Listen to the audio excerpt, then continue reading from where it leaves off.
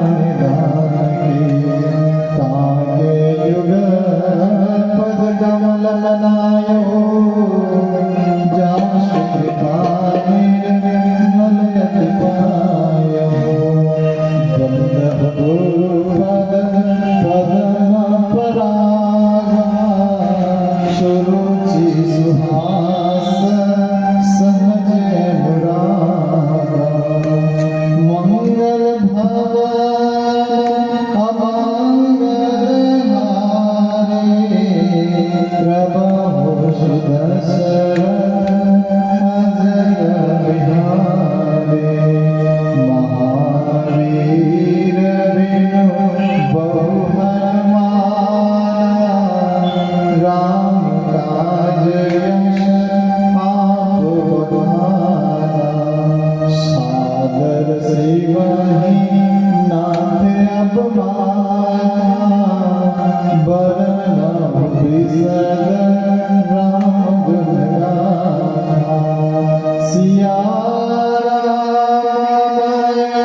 सब जग जाने करहु प्रणाम जुग जुग पाए करहु प्रणाम जुग जुग पाए माया यह शाश्वत वरदान तीर बने मन साधना सेवा कर गुरुवर कृपा दीजिए हे पावन श्री राम जन जन के सुख चैन कभी न सदा भवानी दायिनी सन्मुख पांच देव रक्षा करे ब्रह्मा विष्णु आधार सकते जगत जनने सद्गुरुदेवाय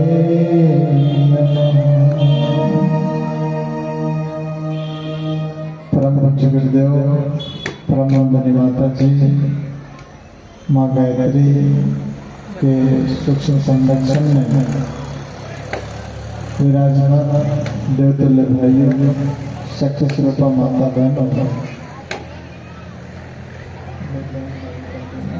माइक सीधा करना तो माइक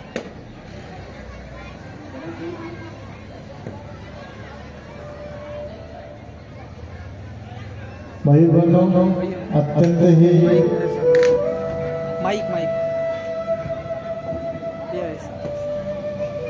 अत्यंत ही पावन यह अवसर साक्षात माँ गायत्री पूज्य गुरुदेव वंदनीय माता जी का आशीर्वाद और यदि हम ये कहें कि प्रज्ञा पुराण रूपी सत्संग का यह अंतिम दिन है तो वही बनो इसे भी हम लोग गलत नहीं कह सकते क्योंकि कल का जो दिन है कल यज्ञ होगा सभी देवी देवताओं का आवाहन पूजन और आहुतियां समर्पित करके पूर्णाहुति हो जाएगी। पता ही नहीं चलता है कि 7 दिन कैसे कैसे चले जाते हैं। कब कलश यात्रा हुई, कब प्रथम दिन निकल गया, दूसरा दिन निकल गया, चौथा दिन, तीसरा दिन, चौथा, पांचवा, आज 8वें दिन के कार्यक्रम में हम लोग उपस्थित हो गए, पता ही नहीं चला।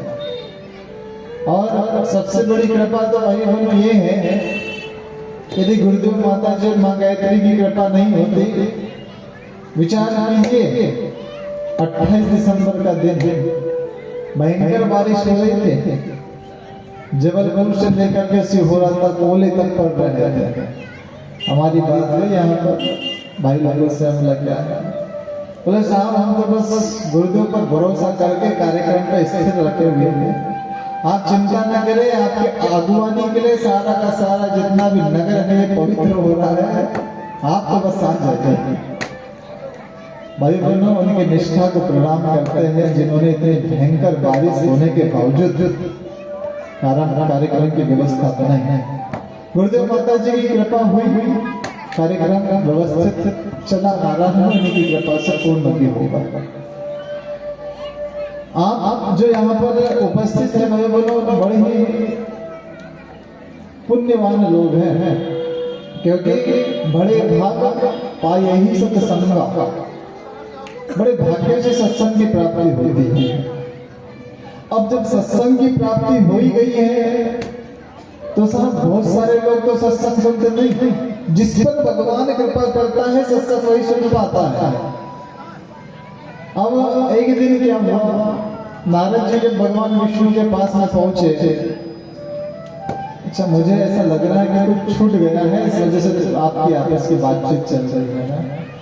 चलिए होमवर्क करिए पहले, तो होमवर्क छूट गया इसलिए आप लोग आपस में बातचीत कर रहे हैं। मैं समझ रहा था, मैंने बोला चलो आज छोड़ देते हैं भाई, आज सेकेंड लास्ट दिन है, तो नहीं मान रहे आप। बताइए कथा कहाँ समाप्त हो गई थी? हाँ जी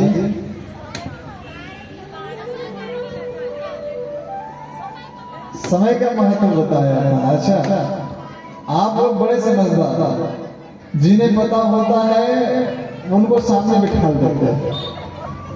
क्या कथा रुके ना, चलिए अच्छी बात है।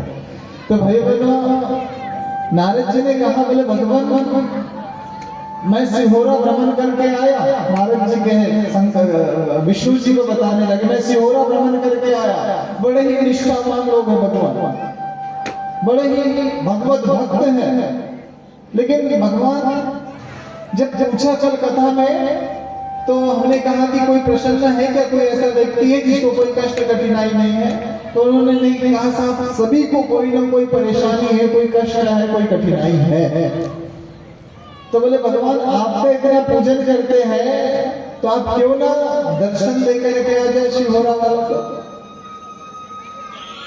भगवान विष्णु जी ने कहा कि देखो नारद, मैं तो चाहता हूं कि मैं दर्शन दूं, मैं आशीर्वाद दूं, सब लोगों को खूब सारा प्यार करता, लेकिन वास्तव में लोग मुझे नहीं चाहते हैं। भगवान कहते हैं वास्तव में लोग नारद मुझे नहीं चाहते हैं, मुझे प्राप्त करके अभीष्ट मनोरथ पूर्ण करना चाहते हैं।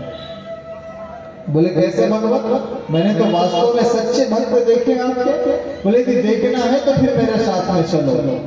अब भाई बहनों ध्यान देना, आज साक्षात भगवान विष्णु बैकुंठ धाम से देवर्षि नारद के साथ में सिहोरा में प्रवेश कर रहे हैं।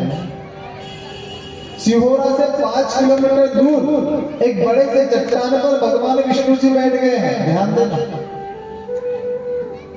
उन्होंने कहा कि देखो नारद जी, मैं इतनी दूर से आया, बैकुंठ धाम से सिहोरा वालों के साथ में मिलने के लिए आया। क्या सिहोरा वाले 5 किलोमीटर मुझसे मिलने नहीं आ सकते क्या? नारद जी ने कहा क्यों नहीं आ सकते? अरे आपको पाने के लिए तो कितने आकुल व्याकुल ये हो रहे थे, सारे के सारे आपके भक्त हैं। भाई बहनों, नारद जी सिहोरा में पहुंचे। जैसे ही सिहोरा में पहुंचे, मुनादी पिटवा दी नारद जी ने, अरे सुनो भाइयों बहनों, बैकुंठ धाम से जगत पिता जगत पालनहार भगवान विष्णु आए हैं। कहां? बस सिहोरा से 5 किलोमीटर दूर एक चट्टान पर बैठे हुए। अच्छा, हाँ। भागे सारे के सारे सिहोरा वाले, सारे भक्त भागे, साधक भागे, बाधक भागे, सारी प्रजाजन भागने लगी। क्यों? अरे भगवान आए हुए हैं, भगवान आए हुए, क्या करेंगे? अरे चलो तो पहले भगवान के दर्शन करेंगे, फिर सोचेंगे क्या करना है। सिहोरा से कितने किलोमीटर दूर भगवान है? कितने? 5 किलोमीटर। भागने लगे सारे सिहोरा वाले, कोई गाड़ी नहीं, कोई घोड़ा नहीं, कोई कुछ नहीं, बिल्कुल पैदल भागने लगे। भगवान से मिलने की आतुरता। भगवान कल की कथा में सुना, भगवान लीलापति है, उनका एक नाम लीलापति है। लीला करने का बड़ा शौक होता है भगवान को, है ना? अब लीला करने का शौक होता तो भगवान ने सिहोरा वालों की परीक्षा लेने के लिए छोटी सी लीला कर ली। कौन सी लीला करी? उन्होंने क्या किया, जैसी प्रजाजन भाग रही थी, हजारों की संख्या में प्रजा भाग रही थी, भगवान ने बगल में रास्ते में बहुत सारा पैसों का, धन का एक अंबार खड़ा कर दिया। और जैसे ही अंबार वहां पर रखा पड़ा, तो जो हजारों की संख्या भाई बहनों थी ना, वो हजारों की संख्या में से 250 लोग को धन इकट्ठा करने लग गए। ध्यान देना, क्या धन इकट्ठा करने लग गए। नारद जी ने कहा, अरे भाग्यवान कहां फंसे पड़े हो? भगवान विष्णु जी आए हैं बैकुंठ धाम से, तुम धन इकट्ठा करने के लिए लग गए हो? अरे नारद जी, भगवान के पास जाएंगे तो मांगेंगे क्या? रुपया पैसा। यही मिल गया, कौन और 4 किलोमीटर आगे बढ़ेगा? उन्होंने कहा अच्छी बात है। अब भाई बहनों क्या हुआ? 1000 लोग चले थे, उसमें से 250 लोग पैसा, रुपया, धन इकट्ठा करने के लिए लग गए। अब कितने लोग बचे? हाँ, थोड़ा बताना, हमारी गणित कमजोर है, वैसे हम मैथ्स के स्टूडेंट रहे हैं। कितने? 250। इतनी भी कम नहीं है कि कुछ भी बोलो तो सुन ले। 250 माइनस हो गए, 750 बचे, है ना? अब भाई बहनों, 750 लोग बचे। तो 750 लोग बचे, उन्होंने कहा अरे कहाँ धन के चक्कर में पड़ना, साक्षात भगवान विष्णु जी आए हुए हैं, भगवान विष्णु जी से ही मिल लेंगे। अब विष्णु जी से मिलने की आतुरता को लेकर के 750 लोग और आगे बढ़ने लगे। जैसे ही 750 लोग आगे बढ़ने लगे, भगवान लीलापति ने दूसरी लीला करी, और लीला करने के पश्चात क्या किया, रास्ते के बगल में बहुत सारा सोना चांदी हीरे मोती की माला, आभूषणों की माला, विभिन्न सारा जितना भी वहां पे सुख साधन ऐश्वर्य वैभव का साधन था, सब वहां पे जैसा के वैसा यथा, जिसको जितना लग रहा सब लोग लेकर के जाओ। भाई बहनों, 250 लोग वहां पर रुक गए। 250 लोग वहां पर रुके। नारद जी ने कहा कहाँ प्रपंच में खड़े फंसे हो, कहाँ भौतिकता के चकाचौंध में फंस गए हो। उन्होंने कहा कि नारद जी भगवान के पास जाएंगे तो मांगेंगे क्या, हीरे चांदी सोना, यही तो मांगेंगे। और जब वो यही मिल गया तो कौन 3 किलोमीटर और आगे जाएगा। उन्होंने कहा ठीक कह रहे हो। भगवान जो मुझे फार्मूला बता रहे थे वो मुझे अब थोड़ा थोड़ा सही लग रहा है ना। अब भाइयों बहनों कितने लोग बच गए, 500। इतना समझ में आता कि गणित गड़बड़ तो नहीं हो रहा। 500 लोग बचे। अब 500 लोग जब बचे तो 500 लोग बचने के बाद में उन्होंने वो पैसों के लालच में नहीं पड़े, वो हीरे मोती चांदी के लालच में नहीं पड़े। अब धीरे धीरे आगे बढ़ने लगे, और जैसे ही धीरे धीरे आगे बढ़ने लगे तो आगे बढ़ने के बाद में भाई बहनों आकाशवाणी हुई कि जिसको भी विद्या सिद्धियां विभूतियां चाहिए अपने दोनों हाथ ऊपर उठाए और सारी सिद्धियों को प्राप्त कर ले। भाई बहनों अब क्या हुआ, 250 लोग वहां पर रुक गए। अब क्या हुआ, 250 लोग वहां पर रुक गए। उन्होंने कहा कि जब सिद्धियां यही बैठे बैठे मिल रही है, यही खड़े खड़े मिल रही है, तो और कौन 2 किलोमीटर आगे चलेगा। नारद जी ने कहा अरे अष्ट सिद्धि नवनिधि के दाता, वो तो सिद्धियों के दाता है, उनके पास चलिए, कहां सिद्धियों में तुम पड़े रखे हो। उन्होंने कहा बोले महात्मा जी भगवान के पास जाएंगे तो मांगेंगे क्या क्या सिद्धियां, वो तो यही मिल रही है। भाई बहनों अब केवल 250 लोग बचे, और 250 लोग वो ना धन के लालच में आए, न हीरे मोती के लालच में आए, और न ही सिद्धियों के लालच में आए। न जाने उनको क्या चाहिए था। बस अब 1 किलोमीटर की दूरी है, 1 किलोमीटर की दूरी यदि चल ली जाए तो भगवान विष्णु वहां पर बैठे हुए बड़े से चट्टान के ऊपर। और भाई बहनों तुरंत 1 2 8 10 20 25 कदम आगे बढ़ाए, और कदम बढ़ाने के पश्चात आकाशवाणी हुई कि जिसको भी मोक्ष चाहिए, जिसको भी मुक्ति चाहिए, जिसको भी स्वर्ग की कामना है, वो भी हाथ ऊपर उठाए और सीधे स्वर्ग चले जाए। वो 250 लोग वहां चले गए। उन्होंने कहा नारद जी ने अरे मूर्खो कहां पड़े हो, अरे स्वर्ग को देने वाला वहां पर तुम्हारी रास्ता देख रहा है और तुम स्वर्ग के चक्कर में यहाँ पर पड़ गए। उन्होंने कहा कि नारद जी भगवान के पास जाएंगे तो मांगेंगे क्या, स्वर्ग मुक्ति मोक्ष, वो तो यहीं पर मिल गया नारद जी, हम अब भगवान के पास में नहीं जाते, कौन और 1 किलोमीटर आगे चलेगा। भाई बहनों शिवपुरा में आए थे, मुनादी करके गए थे, हजारों लोग दौड़े थे, अरे भगवान आए हुए। कोई धन के लालच में पड़ गया, कोई रुपया पैसे के लालच में पड़ गया, कोई सिद्धियों के लालच में पड़ गया, कोई मुक्ति और स्वर्ग के लालच में पड़ गया। अकेले नारद जी भगवान के पास में पहुंचे, और जब अकेले नारद जी भगवान के पास में पहुंचे ना, तो अकेले नारद जी पहुंचने के बाद में भाई बहनों भगवान ने कहा था क्यों नारद जी तुम तो कह रहे थे शिहोरा वाले बड़े भक्त है, ये मनुष्य ये संसार का व्यक्ति बड़ा भक्त है और तुम्हें बड़े याद करते हैं। अब मैं यहाँ पर आया तो 5 किलोमीटर दूर मैं यहाँ पर बैठा, लेकिन कोई भी व्यक्ति मेरे पास नहीं आया। अरे नारद जी, ये मनुष्य मुझे नहीं चाहता है, मुझे प्राप्त करके वो अपने मनोरथ पूर्ण करना चाहता है। अरे तो मुझे चाहता होता तो ना व्यक्ति धन के लालच में पड़ता, न रुपया पैसे के लालच में पड़ता, न स्वर्ग मुक्ति इत्यादि और सिद्धियों के लालच में पड़ता। मनुष्य सीधा मेरे पास में आ जाता और मेरा परम प्रिय हो जाता।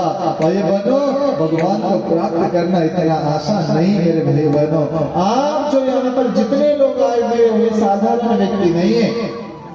अच्छा, आप बताइए, आपकी क्या दुकान नहीं है क्या? आपका क्या व्यापार नहीं है क्या? आपकी क्या नौकरी नहीं है क्या? अच्छा, नौकरी है, छुट्टियां चल रही है तो छुट्टियां इतनी तो मिलती है।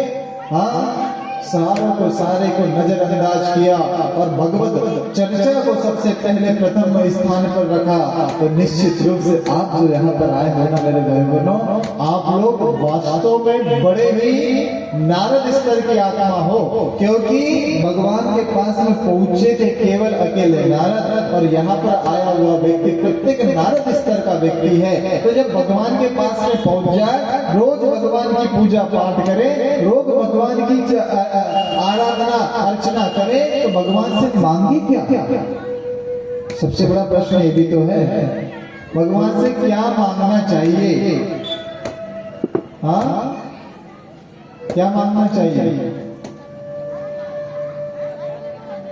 बोलो, क्या मांगना चाहिए भगवान से? हाँ, भगवान की भक्ति। अच्छा, हाँ, भगवान को मांग लो, भगवान आपके हो जाएंगे तो संसार कौन चलाएगा? हाँ, बोलो बोलो बोलो। सद्बुद्धि। अच्छा, सद्बुद्धि हमारे में आ जाए, सामने वाला दुर्बुद्धि वाला हो तो फिर झगड़ा होगा। सबके लिए सद्बुद्धि, सबके लिए। और क्या मांगना चाहिए भाई बहनों? सारी चीजें तो मांगना चाहिए, अच्छी बात है। क्योंकि हम लोग लौकिक मनुष्य हैं, तो विशेष 4 प्रकार की सबसे महत्वपूर्ण बात बता रहा हूँ, ध्यान से सुनना। भगवान के सामने यही मांगना, और जिसके जीवन में भगवान ने ये 4 महत्वपूर्ण वस्तुएं दे दी, समझ लेना भाई बहनों, धरती का स्वर्गीय व्यक्ति है। हाँ, स्वर्गीय वो तो मरने के बाद होता है। जो स्वर्ग में रहे से स्वर्गीय, वो मरने के बाद मिले या जिंदे में मिले। हम लोग शांति में हरिद्वार में रहते थे, तो शांति में हरिद्वार में हम लोगों की ट्रेनिंग होती है। बोले जाकर के शांतिकुंज के बाहर जब जाओगे तो बोले स्वर्गीय लिखना। हमने कहा स्वर्गीय तो मरने के बाद होता है। बोले मरने के बाद में स्वर्ग मिलता है इसलिए स्वर्गीय होता है, तुमको जिंदे में स्वर्ग मिला इसलिए स्वर्गीय लिखना। हाँ, ये जो 4 सुख जिसके पास में होंगे, ये 4 सुख वाला भाई निश्चित रूप से स्वर्ग का आनंद लेगा। भगवान के पास में जब भी खड़े हुआ जाए, तो भगवान के पास में खड़े होने के पश्चात पहली शर्त है, भगवान से क्या मांगे? भगवान कौन है? देने वाला। कल की कथा में बताया, भगवान कौन है? देने वाला, जो हमेशा देते रहता है। पृथ्वी एक दाना लेती है, रखती है कि अपने पास नहीं रखते मेरे भाई? पृथ्वी रखती नहीं है, ये पूरा संसार उसी प्रकार से चलता है, कोई अपने पास में रखता नहीं है। अच्छा, पृथ्वी ने वो दाना नहीं रखा, गेहूं के रूप में उपजा करके हमको दे दिया। अब जब हम गए उसको आटे में आटा उसका बनाया, आटा बारीक करके उसको चूल्हे को दिया, चूल्हे ने हमको रोटी पका कर दी, रोटी पका करके थाली में रखी, थाली में पका करके हमने उसको कैसे तोड़ी? हाथों से। हाथों ने अपने पास रखी क्या? रखी? हाथों ने अपने पास नहीं रखी, किसको दे दी? मुंह को दे दी। मुंह ने अपने पास रखी क्या? मुंह ने अपने पास नहीं रखी, किसको दे दी? पेट को दे दी। पेट ने अपने पास रखी क्या? पेट ने अपने पास नहीं रखी भाई बहनों। उसका जितना भी रस निकल सकता था, उसका जितना भी ब्लड बन सकता था, उससे जितनी एनर्जी प्राप्त हो सकती थी, वो संपूर्ण शरीर को दे दी, और जो अपशिष्ट था उसका निष्कासन कर दिया। भाई बहनों, यही तो संसार है। संसार को हम भगवान को हम देते हैं, तो भगवान वापस लौटा करके देता है। भगवान कभी रखता नहीं है, क्या रखेगा? हम भगवान के, आप भगवान के, आप भगवान के, सब तो भगवान के हैं, किसका रखे, किसको दे? लेकिन निर्भर करता है कि हमारी मांगने की क्षमता क्या है, सामर्थ्य क्या है। इसलिए भगवान से मांगे तो एक सबसे पहला सूत्र आप लोग यहाँ से लेकर के जाएंगे, हे भगवान, हे माँ गायत्री, हे पूज्य गुरुदेव, हे वंदनी माता जी, हे माँ काली, हे हनुमान जी, यदि देना है तो पहला सुख निरोगी काया देना है। कौन सा? निरोगी काया। क्योंकि भाइयों बहनों, यदि निरोगी काया नहीं रहेगी तो भागवत सुनने में मन नहीं लगेगा। निरोगी काया नहीं रहेगी तो भागवत को कर नहीं सकते। निरोगी काया नहीं रहेगी तो भाई बहनों, करोड़ों की BMW कार में बैठे और सिर दर्द हो रहा तो बैठने का आनंद नहीं आएगा। 7 मंजिला भवन में रह रहे हैं और 7 मंजिला भवन में रहने के पश्चात भाई बहनों, यदि हम लोग से नींद नहीं आ रही है क्योंकि निरोगी काया नहीं है, तो नींद नहीं आ रही है तो भाई बहनों 7 मंजिला भवन में रहने का आनंद आएगा क्या?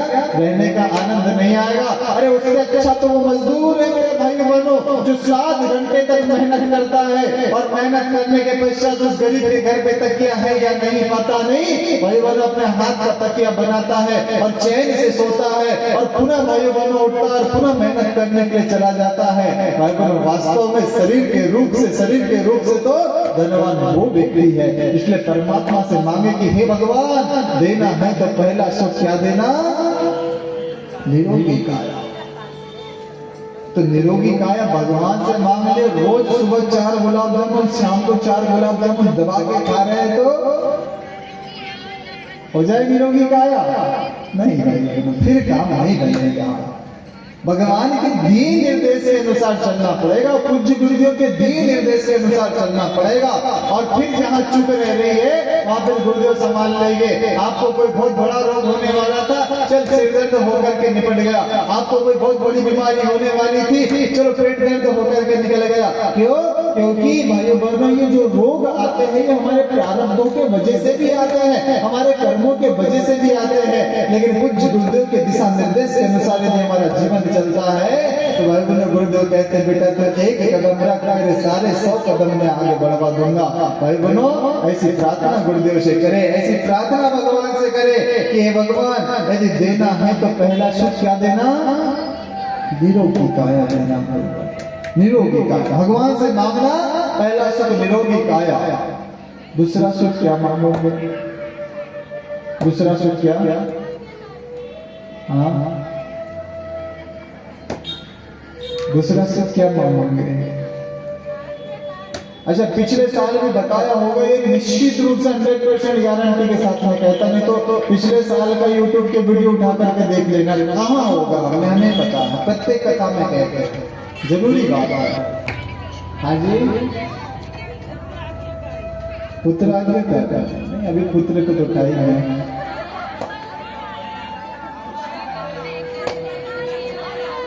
ये बच्चे के लिए ताली बजाओ जोरदार। भाई बहनों, दूसरा सुख क्या?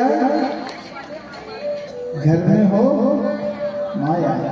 अब माया के चक्कर में किसने क्या पाया और सुख की तृष्णा में मन को भटकाया, ये भी कहा जाता है। तो फिर माया मांग करके क्या स्वर्गीय आनंद ले पाओगे?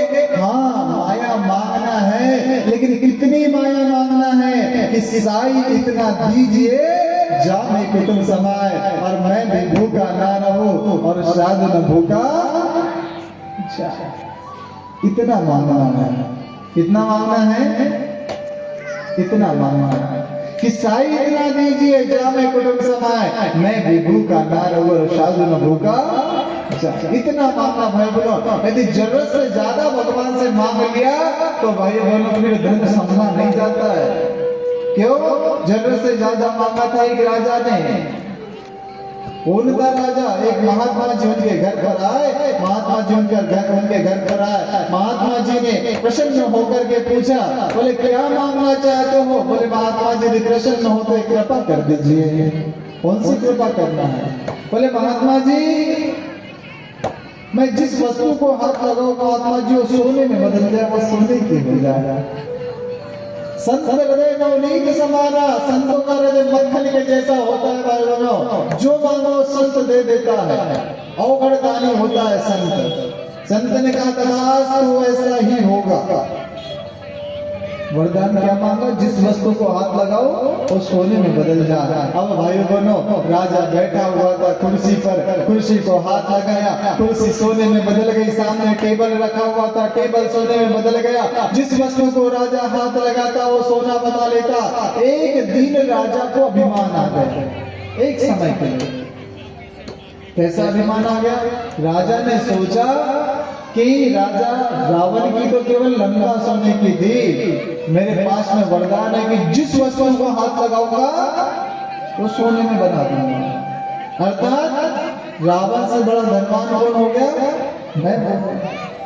अब भाई बहनों,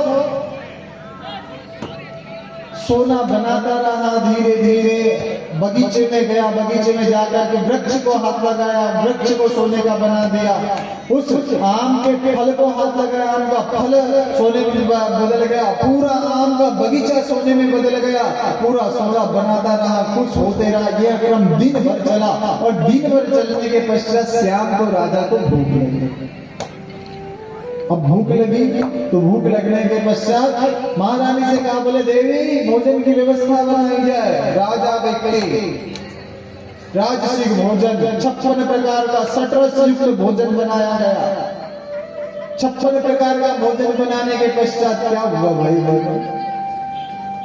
राजा ने जैसे ही रोटी को हाथ से तोड़ा, रोटी गाय की बन गई, सोने की बन गई। अब सोने की रोटी भाई बहनों खा नहीं सकता, और खा ले तो पचा नहीं सकता। आप क्या करें? अब क्या करना चाहिए? पत्नी बैठी हुई थी सामने, पत्नी से कहा, बोले देवी आप भोजन कराइए। उन्होंने कहा, साहब अभी तक तो आप भोजन कर लेते थे। पत्नी की गोद में 2 साल का बच्चा बैठा हुआ था।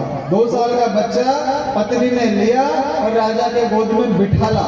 और जैसे ही राजा के गोद में बिठाला तो राजा के गोद में बिठाने के बाद में भगवान कौन निर्दयी पिता होगा, कठोर हृदय वाला पिता होगा। 2 साल का बच्चा गोद में बैठा हुआ है और 2 साल का बच्चे को भगवान दुलार न करे, प्यार न करे। न चाहते हुए राजा का हाथ अपने पुत्र को लगा और जैसे ही पुत्र को हाथ लगा तो बच्चा काय का हो गया? सोने का। अब क्या करें? सिरोरा में कोई माता भाई बहन यदि ऐसे हो, क्यों कहे कि साहब जीवन में बहुत गरीबी है, दरिद्री है, भगवान कहे चल तेरी गरीबी को दूर कर देता, तेरे बच्चे को सोने का बना देता। हाथ खड़ा करो, किस किस को गरीबी दूर करना है? किस किस को गरीबी? भाई बड़ा जीवन भर गरीबी जी लेंगे, लेकिन कोई भी अपने बेटा या बेटी को सोने का नहीं देखना चाहता है। क्यों? क्योंकि भाई बड़ा हमारा बेटा तो हंसता खेलता गाता नाचता कूदता, नाना नानी मामा मामी चाचा चाची और माता पिता बोलता, वही हम लोगों को अच्छा लगता है। सोने का बेटा किसी को पसंद नहीं आता मेरे भाई बहनों। अब जब सोने का बेटा पसंद नहीं आता तो भाई बहन इतना विभत्स नजारा देख करके महारानी बेहोश हो गई। और जैसे ही बेहोश हो गई तो भाई बहनों राजा ने सोचा कि अब क्या किया जाए। राजा घबराया और जैसे ही राजा घबराया तुरंत रानी के पास में गया। रानी के पास में जाकर के रानी को न चाहते हुए हाथ लगा करके जगाने लगा, बोले देवी क्या हो गया? इतना कहता भाई बहनों जैसा ही राजा का हाथ रानी को लगा, रानी काहे में बदल गई? सोने में बदल गई। अब बताइए, खाने की रोटी सोने की, बच्चा सोने का और भाई रानी सोने की। क्या करेगा इतने सोने का? भाई बहनों बड़ा पश्चाताप हुआ। पश्चाताप होने के बाद में उसी महात्मा जी के पास में गया जिस महात्मा जी से वरदान मिला था कि जिस वस्तु को हाथ लगाएगा सोना बना लेगा। महात्मा जी के पास गया, साष्टांग नमस्कार किया, बोले महात्मा जी जीवन में बहुत बड़ी गलती की। महात्मा जी आपने पूछा था बेटा मांग ले, क्या मांगना चाहता है? महात्मा जी चाहता तो मैं भव बंधन से मुक्ति मांग लेता, चाहता तो मैं स्वर्ग में स्थान मांग लेता, चाहता तो मुक्ति मांग लेता, चाहता तो भक्ति मांग लेता, लेकिन महात्मा जी मैं ये सब नहीं मांग पाया। मैंने क्या मांगा? जिस वस्तु को हाथ लगा वो सोने में बदल जाए। और महात्मा जी मुझे समझ में आ गया कि माया मरी न मैं मरा और मर गया संसार शरीर। भाई बहनों ये माया कभी मरती नहीं है, याद रखना मेरे भाई। अरे माया में ही धन आता है। पूज्य गुरुदेव कहते थे बेटा धन कुछ है ध्यान देना इस बात पर। धन कुछ है लेकिन सब कुछ नहीं है। धन कुछ है, महत्ता है धन की, हम ये नहीं कह सकते कि धन की महत्ता नहीं है, लेकिन सब कुछ नहीं है मेरे भाई, सब कुछ नहीं है। धन कुछ है, महत्ता है उसकी, लेकिन सब कुछ नहीं है, इस बात का विशेष ध्यान रखें भाई। इसलिए दूसरा सुख क्या मांगना है? घर में हो माया, लेकिन इतनी ही माया मांगना है कि साई इतना दीजिए जाम कुटुंब समाए, और मैं भी भूखा ना रहूं शाद न भूखा जाए। इतना धन मांगना मेरे भाई बनो, और यदि इससे ज्यादा धन आपने मांगा तो भाई बनो वो भी अनर्थ का कारण हो सकता है, वो भी अनिष्ट कारण हो सकता है। अब तीसरा सुख कौन सा? हाँ, पहले देवी को ला ले घर पे, लक्ष्मी जी को ला ले, फिर ही बेटा आएगा। तीसरा सुख सुलक्षणा कह ले या कुलवंती कह ले या गुणवंती कह ले, जो कहना वो कह ले, पर रूपवंती ना कहे, है ना। तीसरा सुख कुलवंती नारी। तीसरा सुख क्या है? कुलवंती नारी है मेरे भाई। यदि घर को स्वर्ग बनाना है तो सबसे महत्वपूर्ण जिम्मेदारी देवी आपकी होती है। आप यदि मन के भीतर ठान लो कि मेरे बेटे को राम बनाना है, दुनिया की कोई ताकत नहीं भाई बहन उसको राम बना दे, आपके भीतर हो सकती है। तीसरा सुख कुलवंती नारी है। यदि देविया चाहे तो अपने बेटे को राम बना दे या तो रावण बना दे, देविया चाहे तो अपने बेटे को संत बना दे या तो शैतान बना दे, देविया चाहे तो अपने बेटे को बुद्ध बना दे या तो बुद्ध बना दे, देविया चाहे तो अपने बेटे को कंस बना दे या तो कृष्ण बना दे। देवियों के ऊपर निर्भर करता है, ये आपके ऊपर निर्भर करता है किस प्रकार से।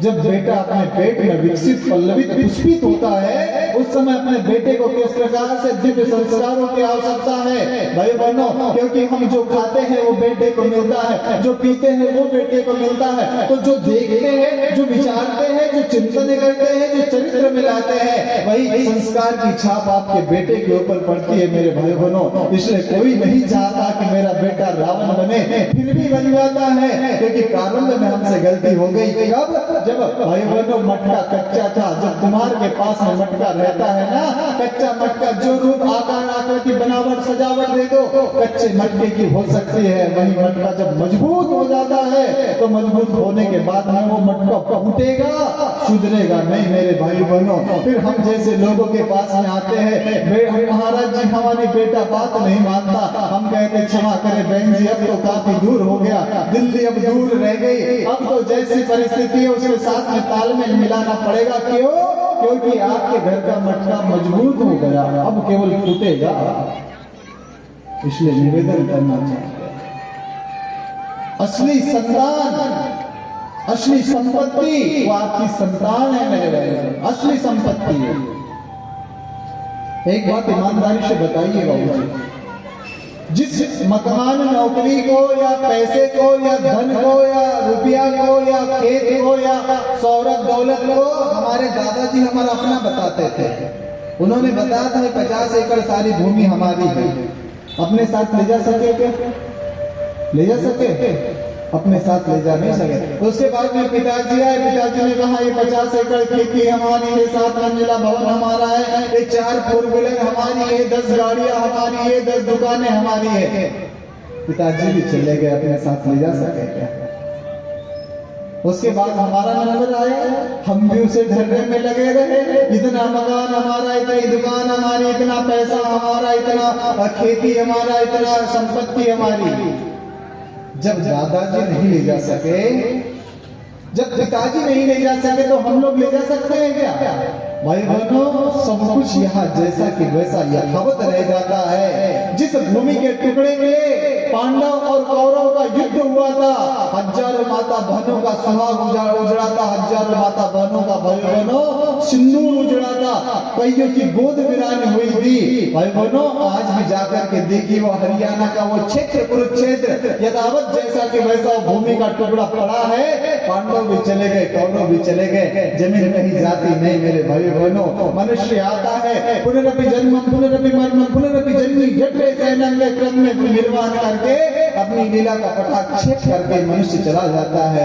इसलिए भाई बहनों, आपसे निवेदन करना चाहता हूँ, परम पूज्य गुरुदेव कहा करते थे कि बेटा, नारियों के ऊपर वो महत्ता, वो शक्ति है। जो शक्ति है, कलश यात्रा के दिन भी मैंने आप लोगों को बताया था। क्या बताया था?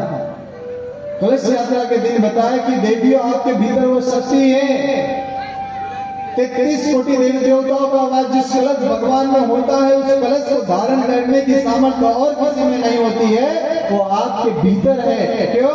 क्योंकि देवियों, वो शक्ति को संभालने की शक्ति किसी शक्ति में हो सकती है, और नारियां शक्ति का स्वरूप होती है। इसलिए भाई बहनों, कलश जैसे 33 कोटि देवी देवताओं को सिर पर रख करके घुमाने की सामर्थ्य उनके भीतर आ जाती है, क्योंकि वो शक्ति स्वरूप होती है, सामान्य नहीं। आज हमारी शक्तियां बिखर गई। आज हम लोग भाई बहनों अपने आप को भूल करके बैठे हुए। कैसे भूलते व्यक्ति पता है? एक शेरनी थी। अब एक बच्चे को जन्म दे रही थी, शेर के बच्चे को। जैसे ही शेर का बच्चा जन्म ले रहा था, एक शिकारी आया, तुरंत देखा शेरनी को, बाण मारा, घायल हो गई और शेरनी की मृत्यु हो गई। कुछ हिरणों का झुंड था, हिरणों के झुंड को दया आई, अरे शेर का बच्चा, मां का देहावसान हो गया, अब इसका लालन पालन कौन करेगा? हिरणों के बच्चों को दया आई भाई बहनों। हिरणों के बच्चों ने उसको अपने साथ में रख लिया, शेर के बच्चे को। और जब शेर के बच्चे को अपने साथ में रख लिया, तो शेर के बच्चे को अपने साथ में रखने के पश्चात क्या हुआ? शेर के बच्चे को अपने साथ में रखने के पश्चात कहते हैं भाई बहनों, वो जैसे हिरण करते वैसा, हिरण नाचते कूदते, वो भी वैसा ही नाचता कूदता। वो भूल गया अपने भीतर की शक्ति की वो शेर का बच्चा है। क्यों? क्योंकि संगत में इसकी हो गई, वो संगत हिरणों की हो गई। हिरणों की संगत की वजह से वो भूल गया कि उसके भीतर शेर का बल है, शेर का पुरुषार्थ है। एक दिन वो हिरणों का झुंड, मेरे भाई बहनों, वो गया कहाँ? पानी पीने के लिए तालाब में। अब तालाब में पानी पीने के लिए गया, तो जब तालाब में पानी पीने के लिए गया तो कहा जाता है कि सारे के सारे हिरण पानी पी रहे थे, साथ में ये शेर का बच्चा भी पानी पी रहा था। और जब साथ में शेर का बच्चा पानी पी रहा था, तो कहते हैं कि तुरंत एक शेर की दहाड़ वाली आवाज सुनाई आई। जैसे ही शेर दहाड़ा तो सारे हिरण भाग खड़े हुए, और सारे हिरण भाग खड़े हुए तो शेर दूर से देख रहा था। क्या देख रहा था? कि मेरे आने से सारे हिरण भागते हैं, इसमें कोई अचंभे की बात नहीं है, लेकिन मेरे आने से शेर का बच्चा भाग रहा है, ये क्या बात हो गई? शेर दौड़ा उसके पीछे, हिरणों को जाने दिया, शेर के बच्चे को पकड़ा। शेर के बच्चे से पूछा, बोले तू क्यों भाग रहा है भैया? बोले मुझे छोड़ दो, मैं हिरण हूं। अरे तू शेर है? नहीं नहीं, मैं हिरण हूं। अरे तू शेर है, तू मान तो मेरी बात। अरे तू जंगल का राजा है, तू कहां हिरणों के पीछे पड़ा हुआ है? मानने के लिए खाली नहीं था वो। शेर ने पकड़ा और एक तालाब के पास में उसको ले गया। तालाब के पास में उसको ले जाने के पश्चात बताया कि देख, मेरी शकल देख और तेरी शकल देख, कोई अंतर नहीं है। जब मैं जंगल का राजा हूँ तो तू भी जंगल का राजा है। जैसा देखा उस तालाब में भाई बहनों, वो शेर में और इस शेर में कोई अंतर नहीं था। जैसा मन के भीतर आया कि अरे मैं तो फालतू हिरणों के साथ में रह रहा था, मैं तो वास्तव में जंगल का राजा हूँ। भाई बहनों, पूज्य गुरुदेव कहा करते थे कि बेटा, आज हमारी संगत खराब होने की वजह से हम लोग तो साक्षात भगवान के बच्चे थे, भगवान के राजकुमार थे, भगवान के राजा थे, लेकिन आज हमारी संगत खराब होने की वजह से हमारी मानसिकता हिरणों की जैसी हो गई। अरे वास्तव में तो हमारे भीतर भाई बहनों, वास्तव में तो वो शेर का दिल जिंदा होना चाहिए जो भगवान ने हमको बना करके भेजा हुआ है। इसलिए आप लोगों से निवेदन करना चाहते हैं, ये तीसरा सुख जो है ना, बड़ा महत्वपूर्ण है, बड़ा ही महत्वपूर्ण है। क्यों महत्वपूर्ण है? ये महत्वपूर्ण इसलिए है मेरे भाई बहनों, क्योंकि जब ध्रुव जी के पास में, अपने पिता के पास में ध्रुव जी गए, पिताजी के पास में जाने के पश्चात क्या हुआ? पिताजी ने अपनी दूसरी माता, जो कि सुरुचि नाम था, उसकी बात सुन करके उस बेटे को अपने गोद से उतार दिया। माँ के पास दौड़ा है, बोले माँ माँ माँ मुझे अपने पिताजी ने गोद से उतार दिया। बोले बेटा चिंता मत कर, अरे लौकिक पिता तो गोद में बिठा भी सकता है, उतार भी सकता है। बेटा यदि तुझे बैठना है तो तू सीधा परम पिता के गोद में बैठ। तो परम पिता के गोद का मार्गदर्शन करने वाली कौन थी? वो माँ ही तो थी। वो ध्रुव को वास्तव में ध्रुव बनाने वाली कौन थी? वो माँ ही तो थी। भाई बहनों, प्रथम गुरु जो होती है वो माँ होती है।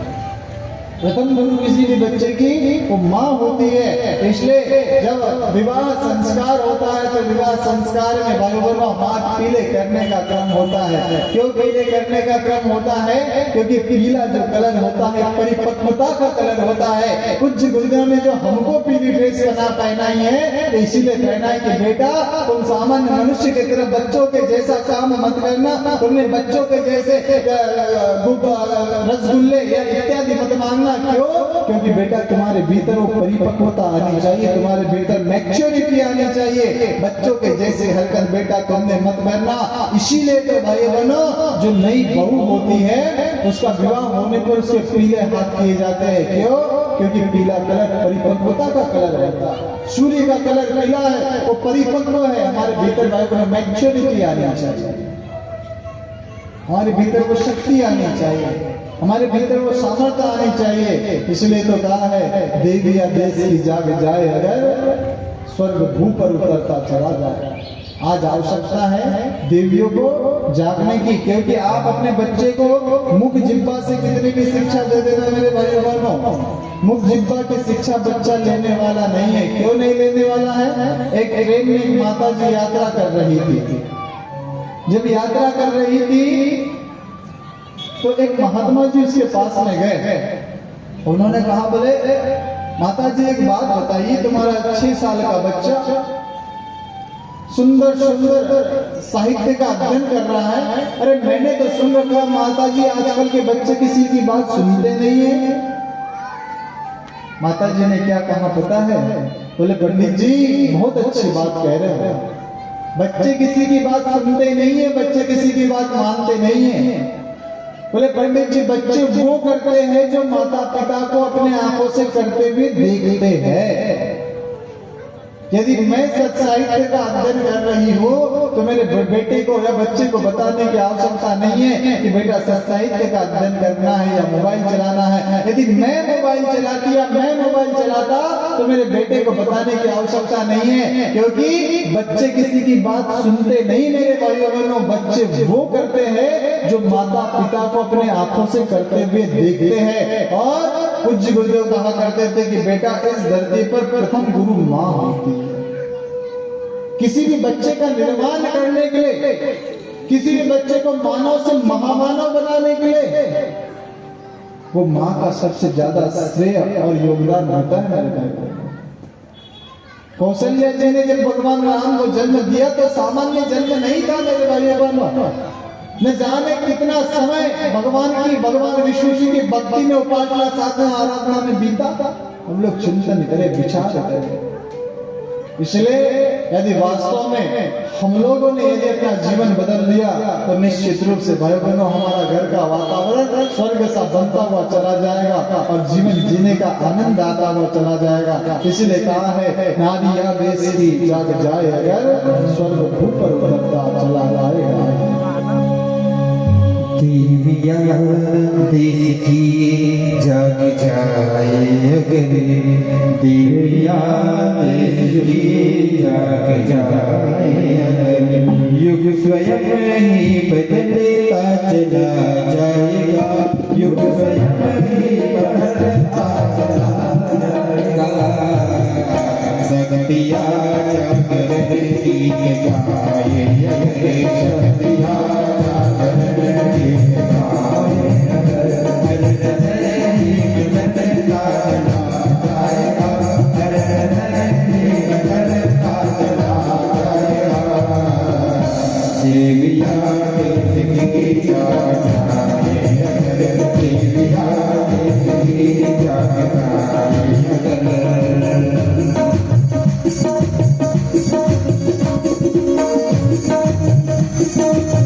Thank you.